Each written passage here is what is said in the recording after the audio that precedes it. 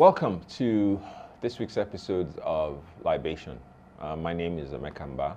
I enjoy this program. Actually, I do, because this program for me is it's a way for me to connect, with my heritage, with my culture, with where I'm from, with what it means to be an Igbo person in today's Nigeria. I have the honor of having as my guest today's journey.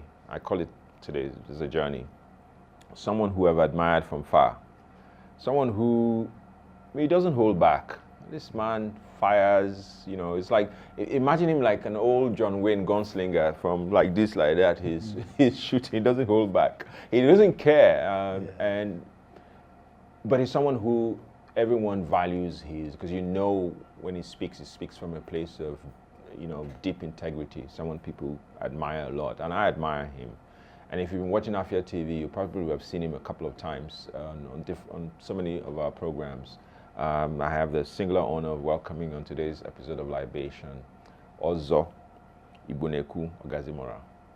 Thank you very much. He's an institution in Enugu State. You are. You've been a special advisor. No, you are. You've been a special advisor. You've been commissioner. You've been, But one thing, though, I must say to our viewers that we share similar background in terms of journalism. We both come from a journalism, mass communication background. So it's my honor to have you on today's episode of Libation. Thank you very much. I must tell you that Libation is a form of, it's a show that we put together at Afia TV.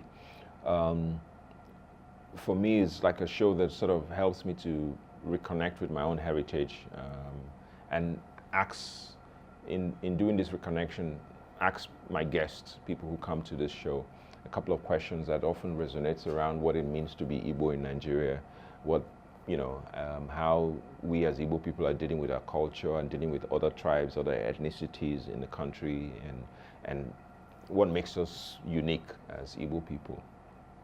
So to some extent, I will ask you a couple of questions that revolve around this topic, but we have a tradition at Libation, which is why we call this show Libation, which is that we have to pour libation. Okay. The people that have come before us, our ancestors, let them know that. You have to bless the drink, and we'll pour more. Then we'll take one shot, and then we will. Well, as they ordinarily say among us, the king takes the ultimate decision in his color. So I hand it back to you. Right. You see, so you people are learning. So when the king offers someone, so in this case I'm king, eh? Okay, I like that. Yes. King for a day or two. Yes. So before I pour, let's give the our ancestors just That's done. That's okay. They didn't drink too much because they too don't like drinking too much. Drinking too much is not good for the living or for the dead. Yes. So.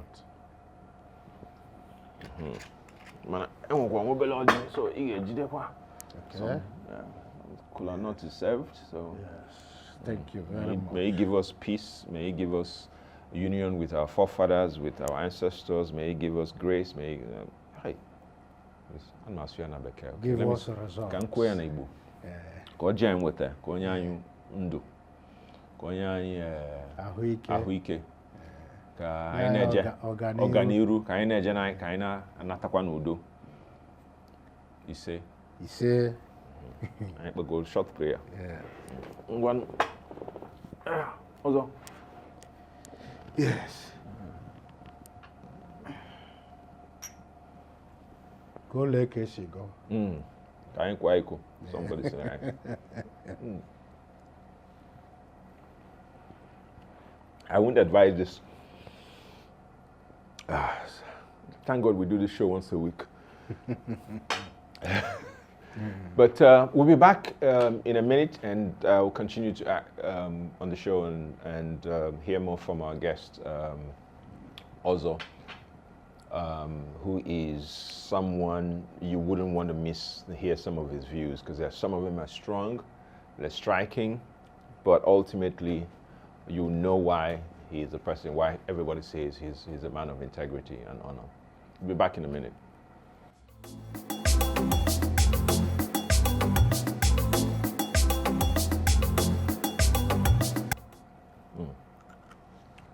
Also, that's why I went to palm wine. You know, Yes. we have to go deep down into the roots. Yes. So, guys, we're back, and we're back with the juice from the gods. This palm wine came from Akpof, somewhere in Okay. Enugu State. Okay. Because last time I said that palm wine from Ozala is the best, and yeah, Akpof said no, yeah, the way on is so we're going around tasting. Yes. You know, Enugu State. Tomorrow we might try the one from Soka. Next day we might try the one from different places. The Hamufu, Udi. Yeah. Mananka or Akpof. Tell me, what do you think? What the come? I talk about bad. Not bad. Not bad at all. So, Nebo, you've been a commissioner, and I think at that time you were both commissioner of information, culture and tourism. Yes. And now we have, I think it's the split now. Information Yeah, will be split. differently, Yes, and culture and tourism. yeah. Why? My big question, because I see that even at the federal level, I was the Minister of Culture and Creative Economy, then information separately. But there always used to be a nexus. Do you think is a wise move to see this split? Yeah, I think it is wise because, you know, as the society is evolving in its modernity. Yeah. I mean, in this part of the world, many other things are captured which were not ordinarily captured. For instance, in tourism in Enugu, I can tell you frankly, at the moment, no government has taken tourism seriously in Enugu State. Because when you occupy that kind of office, either as commissioner or permanent secretary or a director in that ministry, and you come across the documentation, the facts, you now see that they have not even explored up to 5% of what is in tourism. In reality, people do not understand tourism. Knowledge of tourism in this part of the world is limited to hotels. Having Having a hotel and we no longer have a zoo here. And so people look at those things. But people live certain natural occurrences or continuous incidences that have not been touched at all. You take, for instance, so many people in Enugu State don't know about a cave called Oba Ihunabo. That is 2 entries. And that cave contains about 58 chambers. Each chamber measures about 28 feet by 40 feet. And this is a natural place at Ihuonya. You can enter from one end and travel like from here to Stadium. oh wow. No, from here to New Market. Is We your- emerge from the other end, yes. And there are chambers on both sides. I've never even heard of this myself. Many people haven't heard of it. Oba, the locals call it Oba Ihunabo. Which takes me to this point, though. I mean, slightly close to it, because the point you raised is very fundamental. That successive governments have not yet At all. They've not done anything. around tourism, Yes. and and I think maybe is it that one of the first things they should be doing will even having if I go to the Enugu State Ministry of Tourism, I want to see I want to see a website that describes, especially for Igbo, we have a huge diaspora. One of the biggest things about us as Igbo is that perhaps it's been said, I don't have the statistics, but it's been said, that there are more Igbo that are outside of Igbo land today than at any time. Not just in Nigeria, but across Africa and Europe and Americas. Millions and millions of Igbo are outside of Igbo land. And every year, same millions of people come back for Christmas and New Year and things like that. And at the end of the day, what everybody does is either in the village, no, we don't see these things, going out. It wouldn't be possible to have like on the website, a compendium of all these tourist sites, like this place you talked about now, so that people can see all the place with pictures, with images, with videos, and see how much it costs, and so on. Is that something you think the government should do? Yeah, the government should do that and actually do more. Yeah. The truth about tourism is that tourism functions in a four-dimensionally secure society. There is no tourism without security. True. You see, you just mentioned diasporans who come back and who are likely to come more if it is exposed. But there's a question. In the villages now, at the moment, how many people can venture 3 kilometers outside their village for fear of being kidnapped, fear of herdsmen, fear of whatever? I was telling somebody that those, even though they don't have the value, who enjoy our tourism are the herdsmen. Because they are the ones occupying those unique features, those places. They go there, they do whatever they like that cave at Ihuanya. Ihuanya is in Eziago. The people you find there now are herdsmen. Are you serious? Yeah, they are herdsmen. They shelter there and other places. If you go to Heneke Lake at Upi, that's a cluster of about 16 lakes. I've seen pictures. I've not been, but I've seen. Beautiful place. The people there are herdsmen. So even the natives they are not even safe to go there. They're afraid of going to those places. Yes, they're afraid of going to that place. So that if that is done, if it is exposed, and then the place is secure, who wouldn't want to go there? You don't even need a tent or anything to go to the Obai Hunabo or to go to that Heneke Lake. You have places you can shelter. And you go there and enjoy the natural ambience of the place, and you come back. Even for we, the locals, you go there and relax, and you come back. But unfortunately, nobody has done anything to improve on it. When I hear people talk about the waterfall at Ohum, that was privately developed by the church. By the church, yes, by the monastery there. You see it?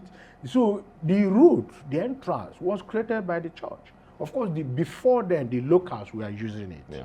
They were fetching water there. There are so many other mysterious things there. I know the caves in Ogu, in Agbogugu, and a few other places. Enugu is blessed with, I mean, the whole of the Southeast is blessed with fantastic natural tourist spots. Yes. I don't know. Let me digress a little bit.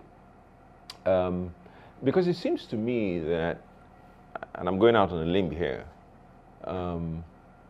if you look at your bio, you're one of the, started with Daily Times, you see the media. Yeah. Even it's just a progressive degeneration of state-owned facilities and infrastructure that has occurred over the last 20-something years. Yeah. When I grew up here, and I was just starting university here in the 80s, I used to write for Daily Star. Okay. I used to write, and I used to be very happy when my story, my article is published, and I go show my uncles, my aunties, hey, name. The byline. Yeah, my byline. I see my name. Very interesting. And you work there, and now there's no more Daily Star. Yeah. Even our ESBS is suffering. Yeah. It's crashed. You see, what I think is that we are progressing, and I want to use that word, progress, with caution. We are progressing in retrogression. You know why? Yeah. So let me slow it down. We're progressing in retrogression. Yes. Okay. Yeah. You see the reason. As we move ahead, the quality of the persons who lead, who head, decrease and decrease exponentially in such a way that by the time you have done 10 years in a profession, especially public sector profession, you find out that the quality of leadership has decreased, leading to decreased quality of service, leading to near professionalism. You see, that time when I was in Daily Star, the editor then was Ben Obiategu, a professional, and then the news editor Obimude. These were solid professionals, and some of the heads of lines, the people who call line editors, were people who came from the 60s, 70s, like Nzegu. I met. He told me about how they printed, they used the SAS books to print during the war. In Biafra. Yeah, during the war. So, remember that story. Yeah. And you see people who were dedicated. At that time, the gap of being professional, being noted, being identified as a professional, as an accomplished professional, that attraction was greater than being worthy, being materially worthy. So those people were acknowledged, recognized anywhere, irrespective of their wealth. But there are certain things now came and took over. Art came to reverse certain things. And when I say art, I mean like praise singers in music, who were now, who class certain people as Nuku Mwa and the others as Utimpu. So you have the progression to. I have this because this topic is very dear to me. A year or two ago, I was fortunate to listen to Professor Patu Tomi give a lecture at the Center for Memories lecture series, and when he talked about the core principles of Ifejimala as in Igbo, Oyaya na Wania, Igwe Bike, and the core values, which have, and he pointed out, and this was his line of thinking, Professor Pat, if I'm not getting it right, you're a professor, please forgive me, but I get the sense that what he was saying was that because of the deprivation of the war, that the war set us back, not just in material, physical damage, a sense of loss, but in a sense of the connection, the bonds that we have as a people.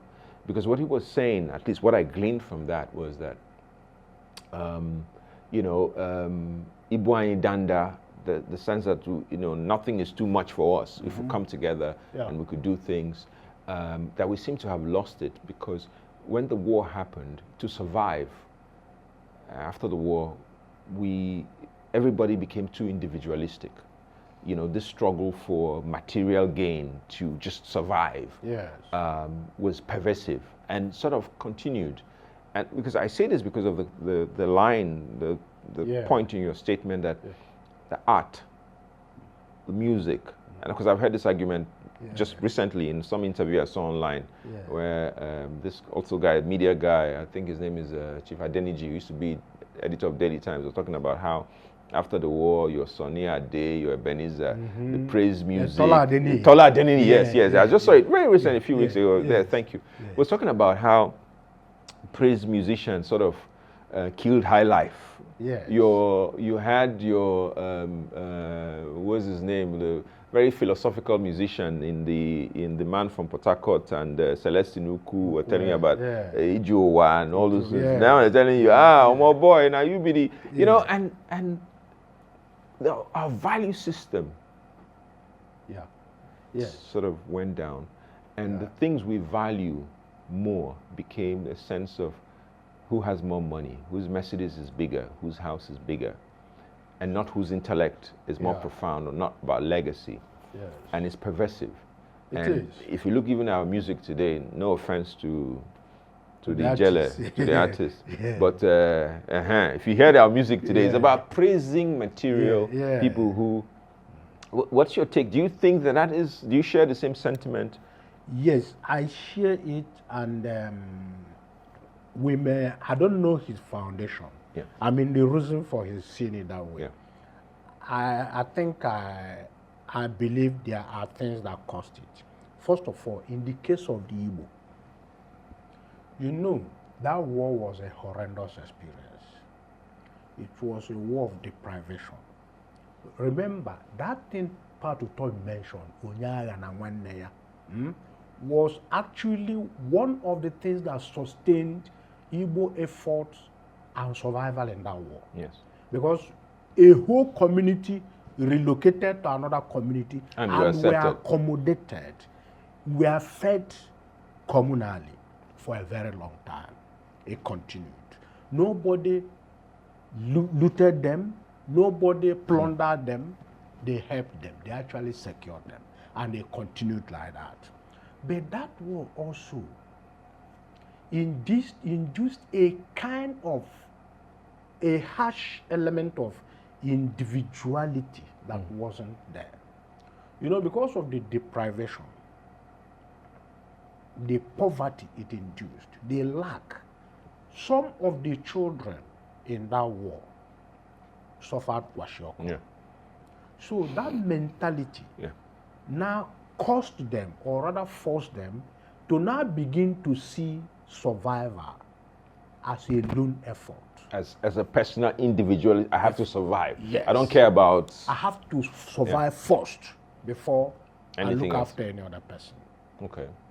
Then, on the part of Nigerians, what they suffered was unprofessional management of abundance. Yeah. That was the time you had oil boom. The oil boom in the early 70s. And you had soldiers who were not trained as civil administrators, who were not even trained in economy. And in their own case, I remember that interview. Some people were cooks for soldiers, and they were collecting hundreds of thousands of naira without doing anything. That is sudden wealth. Yeah. It's not worked for. It's not planned. So such people are likely to be superfluous in nature. Yeah. So the evolution from Nigeria is not the same as that of the Igbo. The Igbo was desperation to survive. Yeah. To survive. While in Nigeria was a problem of abundance. You know, even Gowon said it, and our problem was I think it's quoted that quote that what we do with money. So our problem was not how to spend how money, to spend not money. to how to make money. So you see that kind of a situation, which was a very careless statement. It was not supposed to be made by a leader, and it only showed him as having no knowledge of what to do with the resources of a country. Because when you are saying the problem is how to spend money, meanwhile, no part of Nigeria is equal to London in development. So how can you say you don't know what to do? As at the time he was saying it, more than 70% of Nigeria, the area, we're in poverty even. In poverty, yes. I want to ask this question. I don't think I've ever asked this on the show to anybody, and please, if you're willing to answer it, I'd like to get your perspective. You know, a friend of mine did a movie called 20-Pound Dream. You know, and we talk about this from a perspective, especially for young people who are watching, how Igbos, we as Igbo, we seem to be doing pretty well. If you go to Abuja, majority of the real estate, hotels are owned by Igbo. If you go to Lagos, there's some axes you go, you know, trade, real estate, and so on and so forth. But we come from after the war, you know, just everybody, no matter how much you had in your account, you lost it. You lost it. You were given £20 to try and even property seized, abandoned. You know, most properties in some parts. I think it was only Sokoto state or Sokoto that actually kept properties back for Ndibo. Sokoto, yeah. When Ndibo went back, they had their properties given back. But in Rivers State and a few other states, Lagos, a lot of, and even Ojukwu went to court severally to try and retrieve some of his property. And when you look back at 1970, no victor, no vanquished, and today, my question is twofold.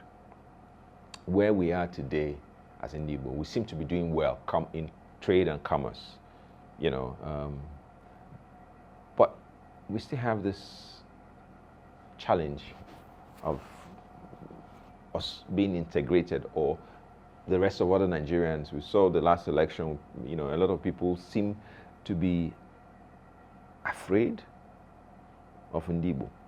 Yeah. Why is the rest of Nigeria afraid of Ndibo?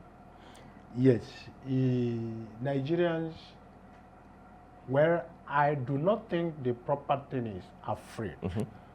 I think Nigerians, they understand the Igbo very well. Because the Igbo are a people who do not believe in barriers. And they are a people challenged from birth to actualize, unlike the other ethnic groups.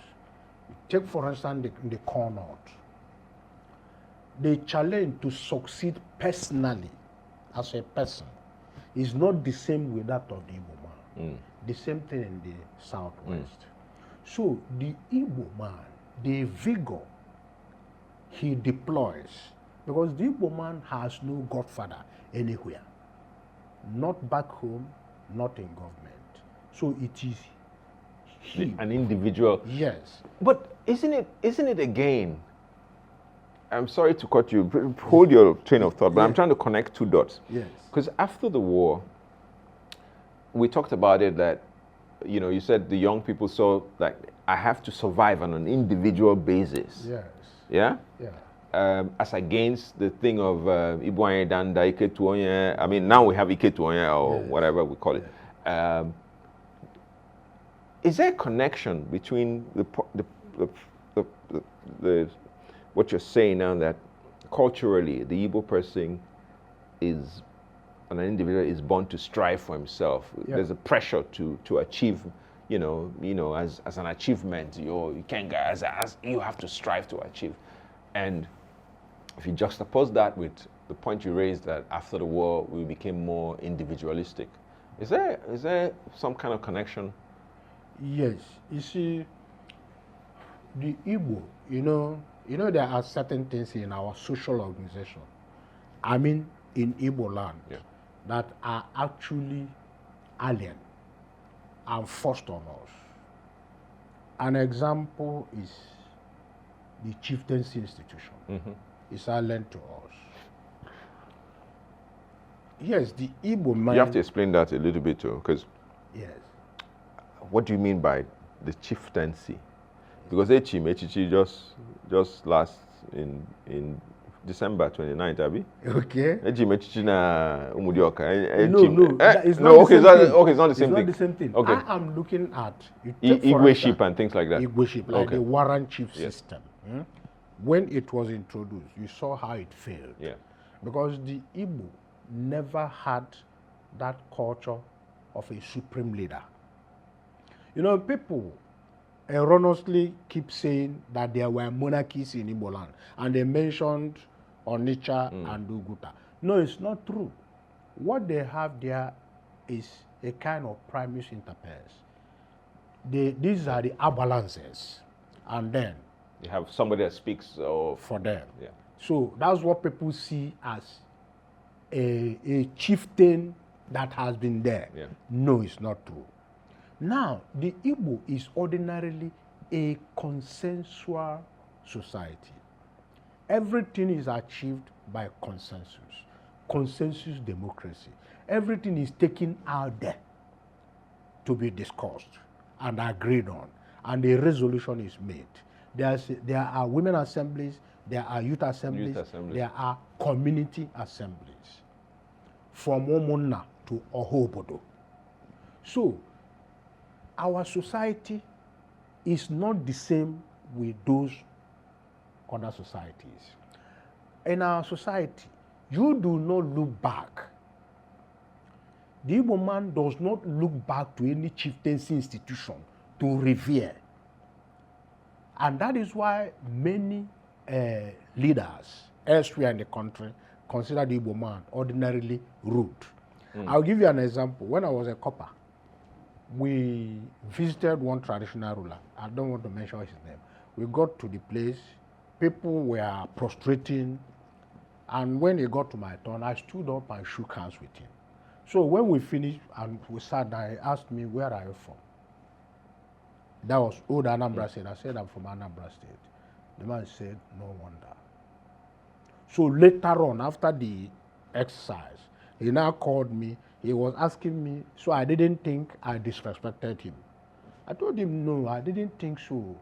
But, you know, innocently. But if there was something I was supposed to do, maybe I should know. He asked me, didn't you see others prostrate? In fact, I didn't say anything because I was like scared. I just kept quiet. Eventually, he patted my back and said, "Okay, no problem." You see, that is the typical attitude of a traditional person elsewhere. But in the Igbo society, ordinarily, we do not dobale. We do not prostrate. We move on. And we, of course, we obey the rules, the customs of that place, but we move on. We do not have the inhibitions which are traditional inhibitions. Which is placed on, which people suffer. Some people say it is not, they are not suffering anything. So I'm sorry, it's going down. It's going down. It's going down well. Because you're also what you're saying is so profound, and I think that it's good that people are hearing how those inhibitions that's culturally are placed on people, we don't have that. No, we don't. We don't have them at all, and that is one of the reasons our people succeed where others do not.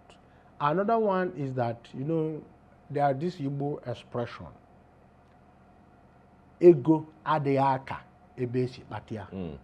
The Igbo man is prepared to do the slimiest of jobs, because eventually when the money is in his pocket, he sees himself as equal with the man who is professor of economics and professor of this, because he has the money. So others do not have that attitude. Some people,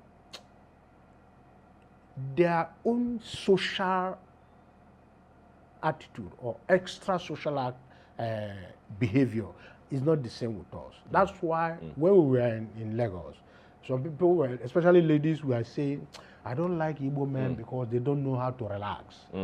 They're always on the move. They're always on the move. And being that on the move, there has to be a result. That result is material accumulation and eventual personal actualization. So, envy now comes in.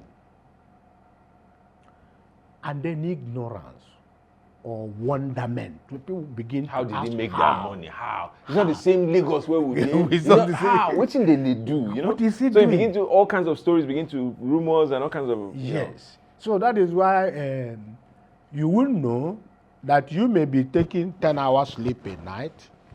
He's taking probably 5 or 6. Doing so many other things. And you begin to wonder, why should he even do that? Why is he suffering? You think he's suffering. But he's not suffering because he has a target. He knows that the grading system in his society back in Igbo land is not the same with yours. In your own society, having just enough in your house, maybe during Christmas or Ilya, anything, you have your own carton of beer, you enjoy yourself. But there in the Igbo society, you have contributions to make to the community pool. You have contributions to make to the Church extended also, family. there are some You have to things- take titles. So you have to build a Yeah. house. Those people, they don't build a house. So you see that the motivation itself, that pushes you to. yes, is a very strong factor in the reason Igbos are moving ahead and the reason they rattle others. So you don't think, because I said it's some kind of fear or envy. You said, okay, it's not fear, it's envy, or what is it? Yes, it is more of envy. Not fear. Okay. It's not fear, it's envy and ignorance. Okay, so it's not like, like someone, because you hear these things politically, say, Igbo man should not be given power. If you take power, he's going to turn Nigeria, he's going to take Nigeria, he's going to do break.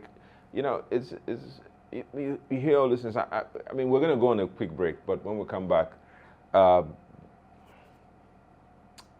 Oga is going to blow your mind because his perception, the way he breaks down things, is so unique, and I think that's what makes Ogazimorah so special.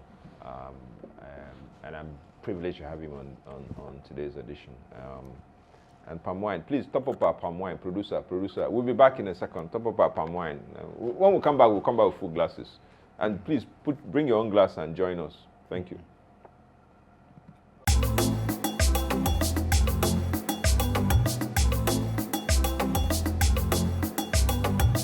So, also, it's like they've topped us up now. Like, I'm quite cool again now. I'm quite easy. Hey, akpof, ndi akpof.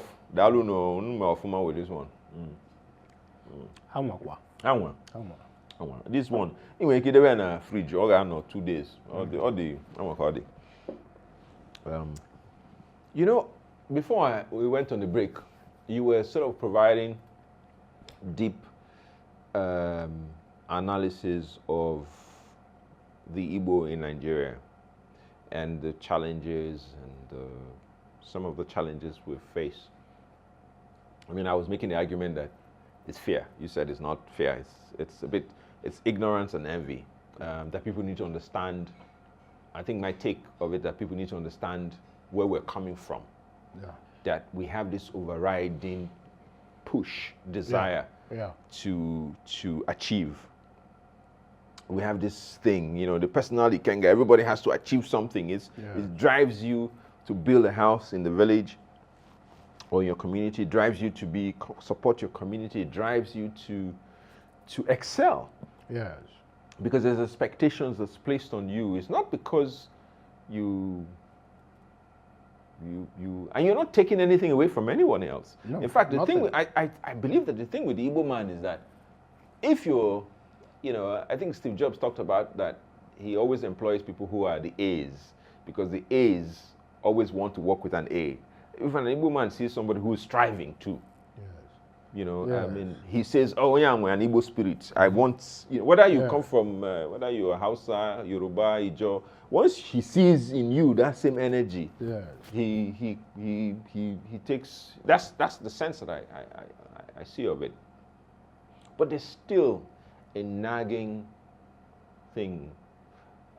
It's almost as if when it comes to business and commerce, it's okay. When it comes to business, commerce, professional services, as an Igbo man is seen as, okay, fine, we want you. But when it comes to taking leadership of Nigeria on a political level, they say, no, that's where I put the fear thing, you know. Is that is that a sentiment you've seen or you're accustomed to? Yes, you see, there are so many reasons other Nigerians may not quickly. There are so many reasons an Igbo man can and will become president of Nigeria, but there are reasons he will face challenges before becoming that. Number one is the international political factor. The Western powers who determine political leadership in Nigeria, up to 50%, may not readily accept a typical Igbo man leading. Reason the Igbo man is not such that will be compelled to accept inanities. Igbo man means business. You see him there, he means business. He knows that if it is education, if we are planning this for education, no pretenses, because success is his watchword. Success is his an eventual destination. It is, and then when it comes to economy, he may not be given to too much pretenses, where something is said and the other thing is intended and eventually done. So that is one challenge he will have. The other challenge he will have is the Nigerian political establishment. Nigerian political establishment still lives this mindset that the Igbo man ordinarily is domineering. He is domineering, he looks domineering because he is not likely to pander to the kind of sentiments you pander to. Who will go ask the traditional ruler, is he proper to do this for your community? I'll give you an example. Goodluck Jonathan wasn't an Igbo man, but very close to being an Igbo man. He thought he was doing so good. He injected funds and modernized the Almajiri system in the north, but it angered the ruling establishment.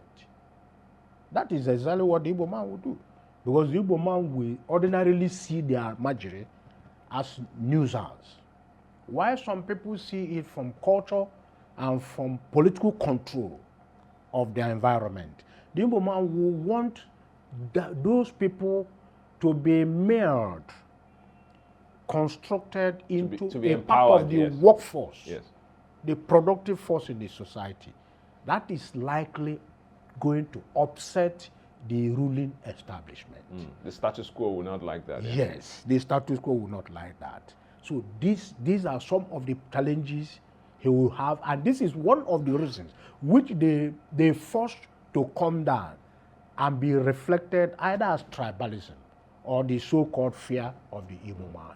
So do you think the Igbo man has to stoop down and to conquer? Just pretend, or stand his ground and say, this is who I am, take me the way I am, or not? I mean, is it a... Well, to play the Nigerian factor, the Igbo man may be advised to do that, even though I won't be part of advising him.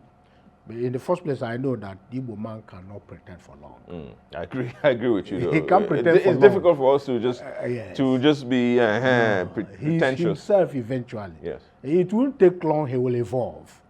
Because you are an Igbo man, you bring him into a setting, much as he tries to do as you are doing, that effusion will come out.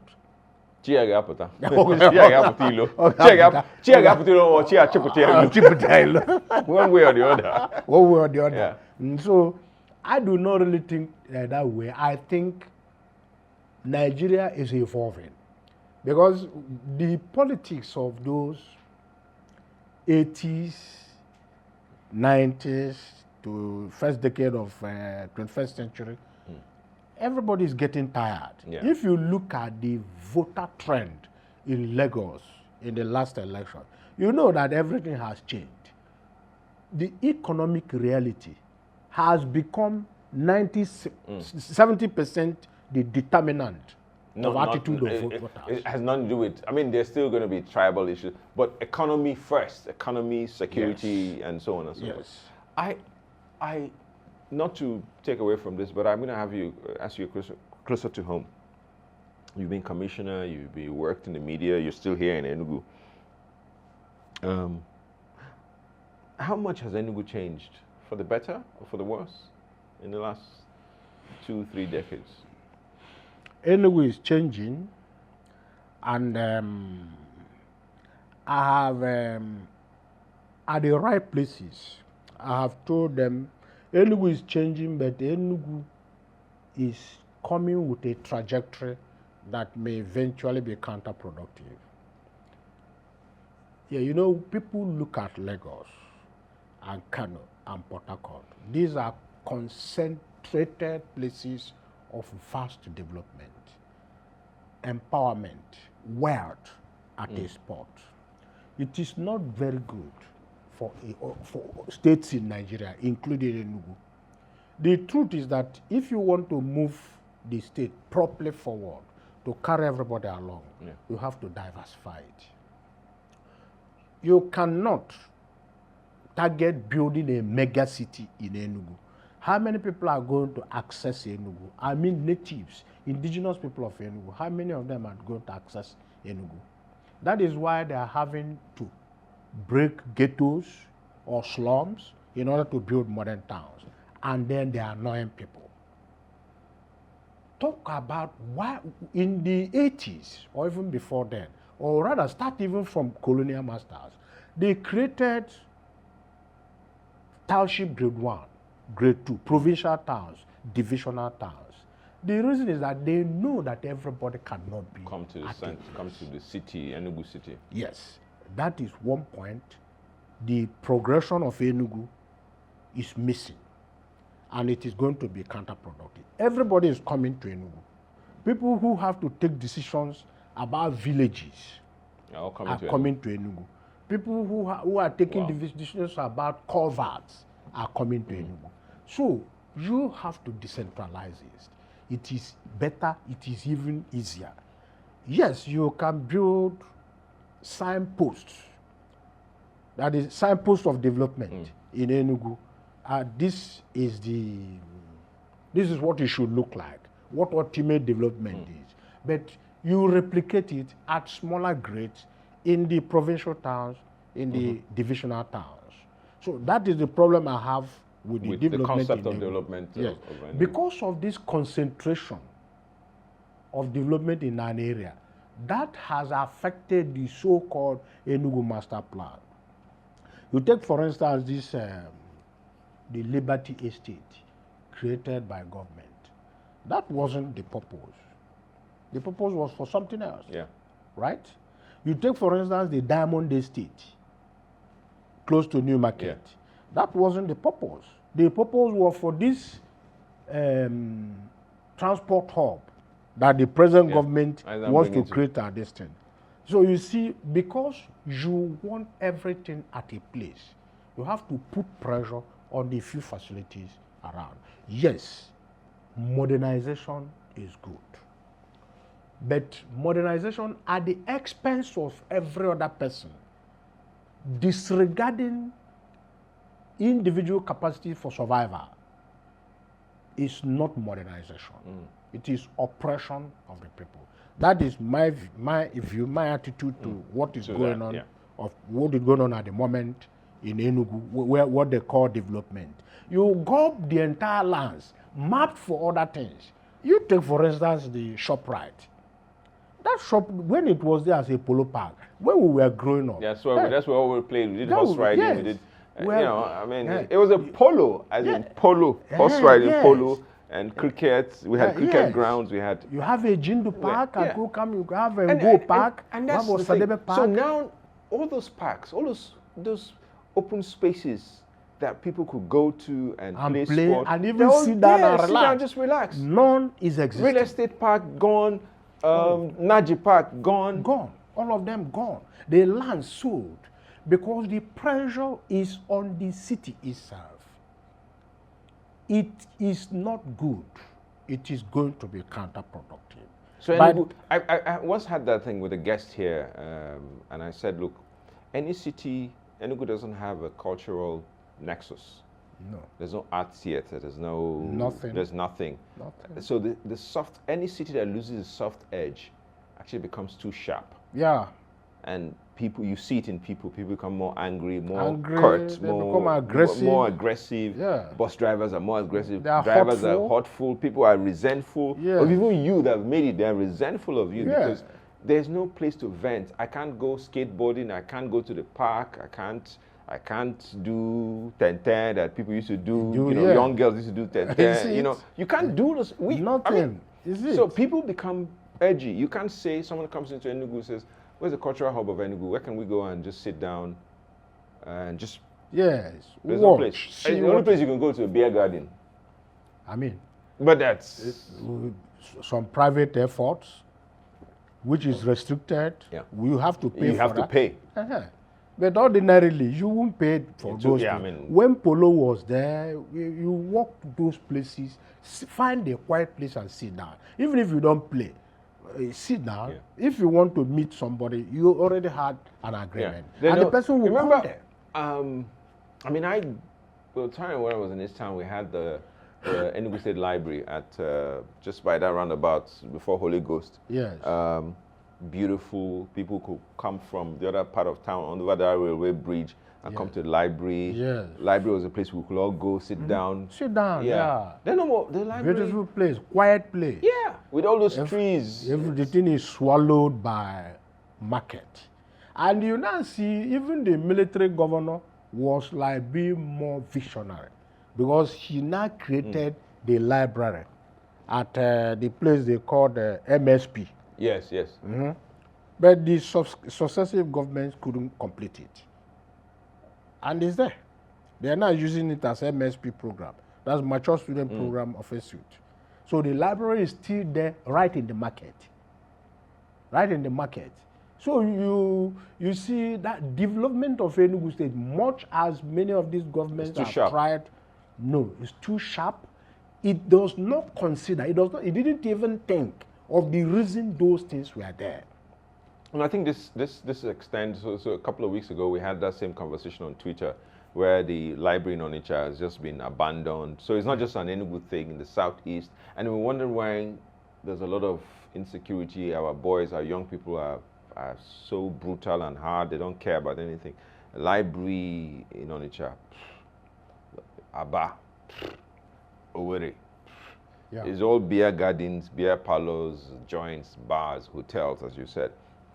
I think it calls for every society, every city, every region must have a soft spot. If you lose your soft spot, people say the museums are not there. Center for Memories, which is a great place for people to connect with their history, I don't think has ever received any government support. Yeah, you see, it's incredible. You see, when people say library is dead, people are not reading, and they blame the youth. They say youths no longer read. It is not true. The same youths you say are not reading, you see them every minute holding phone. What are they doing? They are following the trend. So the government ought to be ahead. That library is not supposed to be what it used to be in the 60s. It should have been modernized. That internet access is there. That you have the portals and all the other create channels. Events where young people can go, hang out, watch plays. Yes, and they read books on screens, on large screens. Do activities that are related to. I get you. You see it. I get you. Yeah. Also, I mean, we're coming to the end of this conversation, right? Okay. But because, both of us, we come from, we're still in the media. I know you go mail or nine and as a go lawyer. Okay, fantastic. By the way, I did like 2 years of law. You should have like this. Everybody says that. Well, one day. But we've come from your days at Daily Star, this day you've gone through it. You were a media advisor to successive governments. You became commissioner for information. So you've seen it, and you're still an analyst on many TV, radio stations. How has the media changed in Nigeria? Would you say we have a free media, especially broadcast media? Because you get a sense that, for me, even though, yes, I come from a biased place, but where a lot of rich and powerful people and governments control media so much that, when you even report a story, you get a sense, government is not happy with you. Why are you doing this? Why you? Something that happened. Government is not happy with you. Yeah. Do you think we've retrogressed? Is there a future? What do you think? Because no retrogression. The media, to be honest with you, have forged ahead. Oh, really? Yeah. Unfortunately, it got to the point where the informal part of the media became dominant. and which is not good. Because you see, for instance, now, events happening in Nigeria, you are likely to pick it earlier from bystanders who hold smartphones. They snap it and they send it across, and it begins to circulate. While the formal media organizations do not yet have the leverage to capture that thing, that event would have developed, and then the organization will now send somebody to that place, which is different from any person filing generally for anybody. It has affected the quality in the sense that the individual who witnesses a thing and then snaps or records and sends across is not edited. So the points in ethics are missing in that reporting. But then when it comes to our media being, let me talk of media without persons, it has developed and developed very well. Because the use of smartphones, Android, and then the ordinary Nigerian's curiosity and interest in sharing has made a lot of things good and possible. Because anything happens anywhere, within the next 5 minutes, it's all over Nigeria, even abroad. Then when you look at the personnel, that is when you begin to look at the quality of what is sent. You see certain persons recording events, but then without what a journalist ought to have done. Because a journalist would have asked certain questions. Would have said, this is what is happening now. This is what is happening now. But the people, because they are not trained, they will just record it and send it. And just send it, and even opinionate it so much that you not know. Then when it comes to like people like you who have gotten into this formally, yes, to be frank, you are doing very well. Because without you people, is it the government broadcast media that we are going to rely on? They are still operating the way they operated in the 80s and the 90s. In the first place, they do not even have the equipment. They do not have exposed personnel. They are restricted. Just like what you said, government will be angry with you in that kind of a thing. Like some of the appearances I made on your channel, people will say, don't you think the government... I'll tell them, if the government thinks this way, it means the government didn't even make any effort to find out who I am. I am a journalist.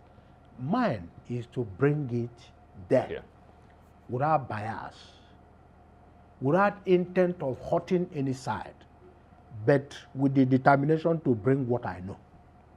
And I'm not going to deviate from that. If not your kind of organization, that's the organized broadcast media, frankly speaking, we will still be in the dark. We'll all be trying to subscribe to get the CNN and these other channels. And then you coming to this our Southeast. I mean, that's a very strong motivation for us. It is very good.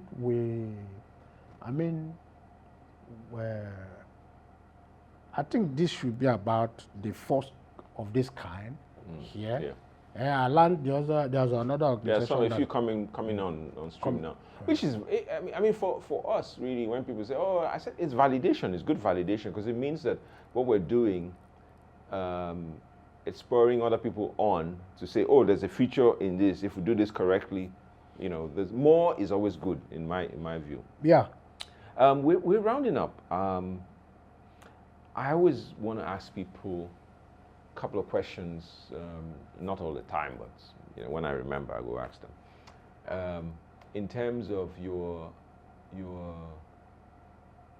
what side of you are you most proud of? What have you done or really enjoyed doing that you're most proud of as a person? Is it your advocacy? Is it your legal? Is it your media? What are you most proud of? Yeah, well, to be honest, I've not yet had much of experience in legal. Okay. So I think I love journalism. I love journalism a lot. And of course, I love writing. I have published a handful of books. And journalism has helped me to meet so many people, to travel to places, including outside the country. So I do not think I can leave journalism. You don't enter your blood there. Yes, the thing don't enter. It don't enter. It don't enter. It don't enter. Is there any story you worked on? Anything that you kind of worked on in the past? A story or a piece of work you did that you're most proud of? You know how being a journalist, I always say, when I edited, I started work as a sub-editor. I hated it then, but I think I'm so grateful for that experience. Is there any story that you worked on as a journalist that when you look back now, it says, oh, okay. Any article, any story? Yeah, there are many of them. Some even got me into trouble. He's a troublesome one. I want to hear. Yeah, for instance, in 1998, I interviewed Ralph Wazurike. Okay, the Masob man. The Masob man. Yeah. That was when he was coming up. Yeah. I interviewed him on how he was going to realize Biafra. And you know, those days, OGBC, that is Ogun State Broadcasting Corporation, was always reviewing newspapers in the morning. Yeah. So that report was reviewed. And it caused a lot of problem. That is Sadi Ahmed, who was then commissioner for police, sent squad to look for me. Wow. Yeah, eventually when they got me, they called me. I told them, then I was in Hallmark. I was the editor of Hallmark. So I told them, yeah, that was what he said. Is he denying that he said that? They said until they got him. Eventually when they brought the man was courageous enough. He said, yes, he told me those things. And that was what eventually set me free. But the establishment was so annoyed. Then, again, there was an interview with Ojukwu where he said, my pardon was for political gains of the North, not a favor to the Igbo. And we published it. By then, Obasanjo had become president. And they went after me. In that case, I didn't let them catch me. So I went into hiding for some time. So there were so many stories like that, even during Abacha's. I'm sure you must have been as a journalist. Every journalist I know, Obiora Chukwumba is my mentor and cousin. You know Obiora now. Obiora was my boss. I know him very well. He's a friend. Obiora too was. I think he was in with Bayo Nanuga then. The news and first at Concord. And, Concord. Yes. Yeah. I mean, it's been you've had an interesting career. And you're still pushing it. I'm honored to have had you on today's show. I mean, I think our viewers have learned a few things. I know that I have. I've seen a different side of you now. I want to thank you for coming on, and certainly look forward to having you on more and more on Afia TV. I think you. Thank you very much. We love having you. Thank you very much. Because my GM says anytime also comes, me too, thank you very much. And thank you. Yeah. So there you have it, guys. I wish we had a lot more time to do this, but some of the off-takes, some of the other things you've seen that will not be on linear, you can find us on our YouTube channel where we'll talk about where we see some of the off-takes behind the scenes and BTS, and you'll find us. So please, not just watching Afia on DSTV, channel 254 and channel 17 on GoTV, but you can go on YouTube, Afia TV Official. You can check us out on Instagram, Libation, and you see a lot of the stuff that you will not find on the channel. So some of the crazy things, like the day I wore shoe that did not match what I. So pretty stuff that my producers insist that I have to make a turkey out of myself for you guys, but that's television. That's the world we live in. So thank you so much. Hope to see you on the next episode. Please stay tuned. Just make sure you follow us on our socials, Libations, and Afia TV Official, because they pay my salary. I don't think they'll pay me yet. But yeah. So see you guys next week. Bye-bye. Thank you very much.